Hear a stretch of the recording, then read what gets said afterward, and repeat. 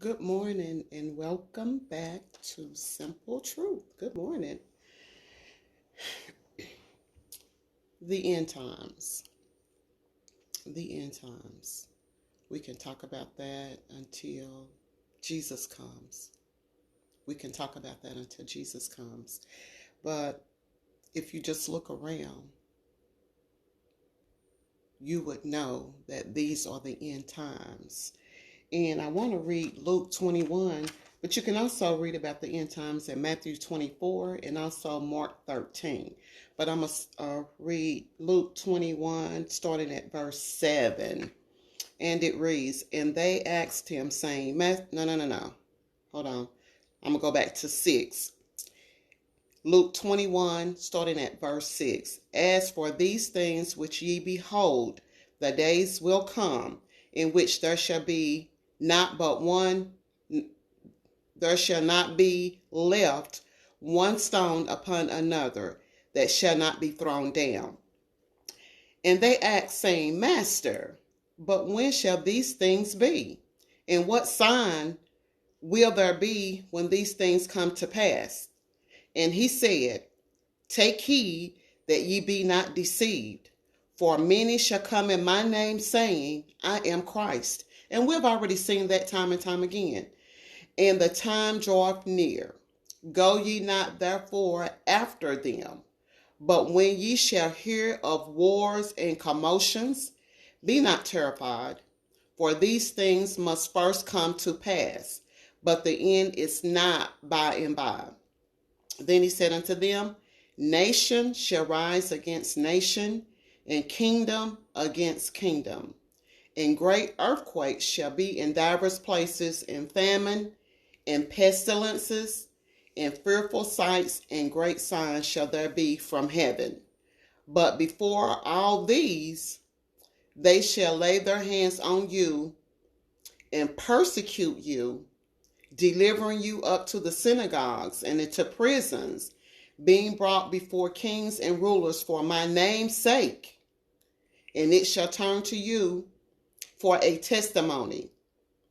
Settle it therefore in your hearts not to meditate before what ye shall answer, for I will give you a mouth and wisdom, which all your adversaries shall not be able to gainsay nor resist. And ye shall be betrayed both by parents and brethren, and kinsfolk and friends. And some of you shall they cause to be put to death. And just look around. And ye shall be hated of men, but there shall not be an hair on your head perish. In your patience possess ye your souls. And that's as far as I'm going to read. That was through 19. So, you're going to be persecuted. And as we look around, we see that seem like every group, all of these different groups, they seem to now have more rights than the Christians. The Christians are basically expected to keep their mouth shut. We're not supposed to say anything when it's contrary to what a group believes. And we know that over the last 3 or 4 years that a lot of this stuff has risen up due to policies and, the lawmakers changing the laws of the land. And we've just seen, we have experienced a whole lot of changes. And if you look at even from the 90s until when 2000 came in, the big theme in 1999 was U2K coming into the year 2000, because it was different. It was a big thing. But just look at in the 1990s, the latter part of the 90s was when cell phones were being made, and we began to first the cell phones were in a box that you set in your car, which meant that was the first avenue of being able to be on the phone and use the phone away from home. And from there, we got into the cell phones in the late 90s. And we know just even with cell phones how they have just from the late 1990s up until now, how there has been an acceleration of technology. How in the 90s we wasn't really on computers, and now we can Skype and we can FaceTime one another and see each other from the phones. And I can remember back in the 90s hearing about the technology that was coming where you could actually see somebody on the phone, and it was kind of hard to wrap your mind around because you had never seen it before. And how just quickly there has been an acceleration with technology. And I want to compare that this morning to birthing pains. As women, we know that when we begin to dilate, pregnant women, when we begin to dilate because it's almost time for us to deliver, we begin to have birthing pains. And the longer we are in labor, the pains begin to get stronger, and they get stronger. And not only do they get stronger, but the time in between the last one, it begins to accelerate.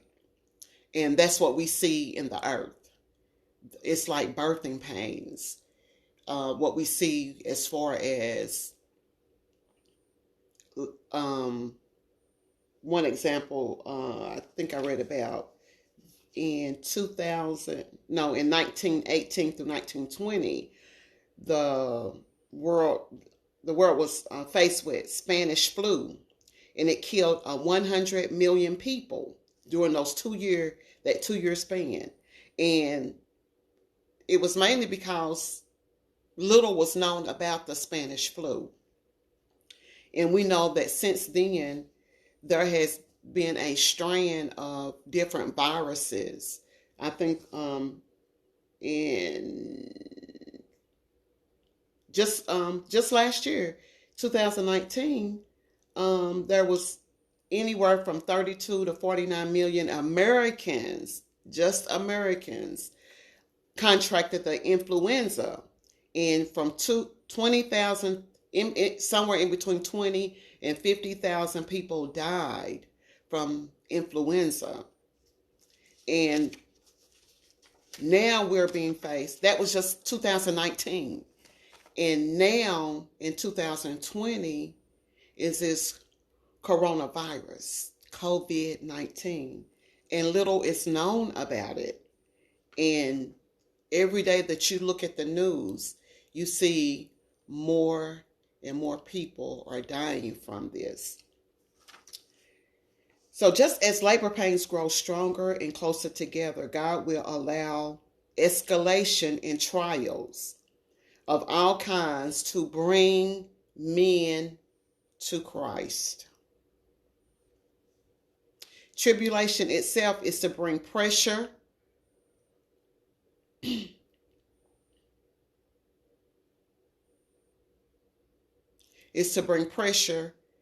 for men to surrender. See, man thinks that he controls the world. But if we have good sense, if we have common sense, if we have the knowledge of God, we know that God created this world. Everything that he created, it was strategic. Everything had a purpose and a plan. Everything. Every single thing had a purpose and a plan. And I know sometimes we sit back and we think, roaches, we think ants, we think possums, we think skunks. How could they possibly have a purpose on the earth? Everything that God made had a purpose on the earth. Everything had a purpose on the earth. And so the fact that men think that they can control the weather, they think they can control everything in the earth, is nonsense. And so we have this small, tiny virus that nobody knows anything about. I'm not going to say anybody. Somebody knows something about it. But for the most part, we don't have a lot of knowledge about it. And people are just dropping off dead. And when this is all said and done, how many people will have lost their lives? The numbers probably won't even compare to the ones I just gave from the Spanish flu and the influenza. The numbers probably won't compare because there has been an acceleration of the pestilence that will affect not only America, but the whole world. This thing, the COVID virus, it has affected the entire world. It has us in a home. Initially, we were working from home until the 31st of this month. We got word yesterday it's going to be to the 24th of next month. Because we don't know at the end of this what the results are going to be. And my point and purpose is with the escalation, after this, it's going to be something else. Because these are the last days. These are the last days. So after this, it will be something else. The point and purpose of tribulation is to bring men to Christ. So what does that mean for us as Christians? I have some notes. What it means is that, first of all, the purpose is for God to accomplish his purpose. And he has a purpose and a plans for every single thing, for our life, for the way he created the earth, for the way that the tribulations will come. Everything that is happening, everything that happens is on purpose and for a purpose. So he is to accomplish his purpose. It's to teach obedience. It's to oppose pride. You can find a scripture related to that in James 4:10. It's to abolish idolatry. You know, we may not say that we worship other gods, but we have been guilty of worshiping other gods. And a lot of things that the Israelites did and God still continued to bring them through, we have done the same things. Because I remember reading growing up and hearing a lot of the stories about the Israelites, and I used to always say, why did they keep doing that? But God still continued to deliver them out. We do the same thing. We have been found guilty of the very same thing. Good morning, Bishop Long. We have been found guilty of the very same thing. We have began to worship idol gods. Anything that we're putting before God, and it has precedence over God, it has priority over God, it has become an idol in our life. And we have to be self-check. I say that every week. We have to do self-checks on a regular basis. Look at your life. Look at your week. Look at the last few days. What have you spent your time doing in the last few days? I know a lot of us have not really been out among other people. I know we've been working from home, so we've been just communicating through text and through our messenger, through work. But for the most part, we have not been around one another. And so most of us have been in the house. What have you found yourself doing while you've been home, while you've had time to get into the Word, while you've had time to spend more time in prayer? What have you spent your time doing? And I know I'm really big on TV. I enjoy watching TV. But since last week and being able to work every day from home, the first thing I normally do is when after I spend my time with God and get my day started, I usually go and sit at my station, and I normally turn the TV on. First, I listen to a little bit of Pandora to kind of set the tone, but then I normally turn the TV on and I'm like in the TV. I'm telling you, this week, I have probably turned the TV on when I took lunch, and I don't take lunch until between 2 and 3 in the afternoon. I can't eat until 3, but I haven't even turned the TV on until after my lunchtime. And that's because there's been a lot of changes, but it has given me time also to meditate on the Word of God. And then just now I'm having to call customers. And so, I'm now listening more to some of the things that they're going through. And that's my opportunity. That's my opportunity to be a witness. He always gives us an opportunity, especially if we want an opportunity. He's going to give you an opportunity to be a witness. And so in this time, in this place where we are, in this space where we are right now, we can now be a witness. We can be a witness. Back to the purposes, to teach gratitude, to defend his holiness. 1 Samuel 1 and 6, Colossians 1, 20 and 22 through 22. And to reveal his power. Job 42. God will reveal his power.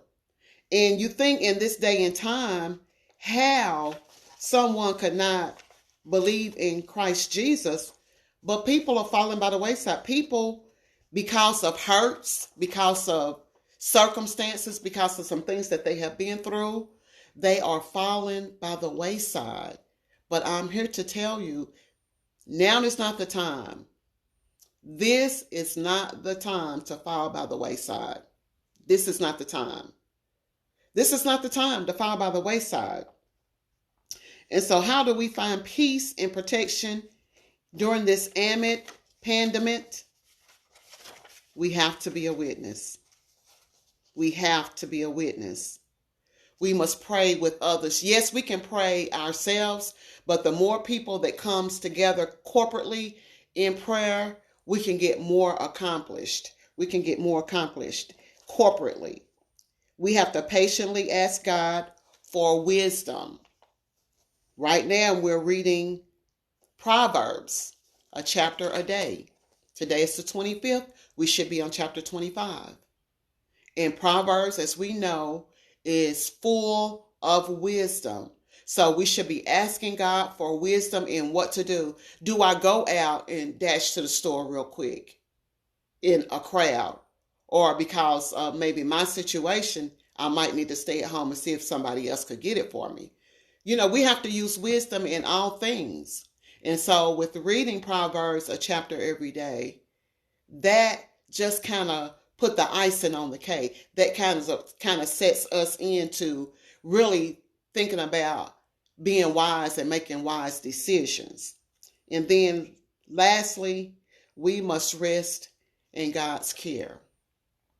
I said earlier, this pestilence, these, what was it? It reminds me of when Pharaoh kept throwing all of the, Pharaoh didn't do it himself, but during the time of Pharaoh, when he was trying to hold Israel hostage, he wouldn't let them go. And God kept saying, let my people go. He wouldn't let them go. So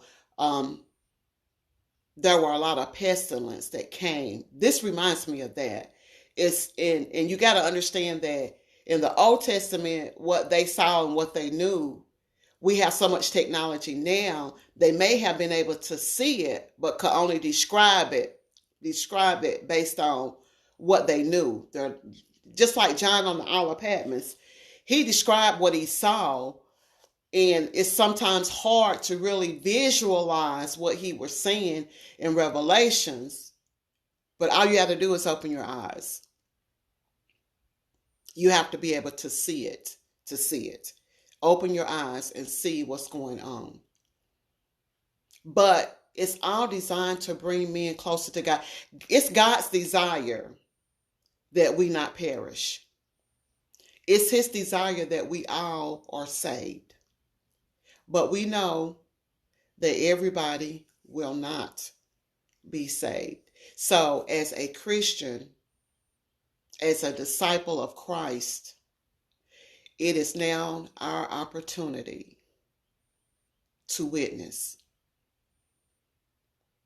And really, sometimes it's easy to slide it in there, because you have people, you can tell when you have a conversation with a person, you can kind of tell by the conversation where they are spiritually.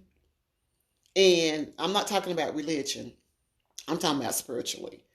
And there is a difference between being religious and being really a Christian.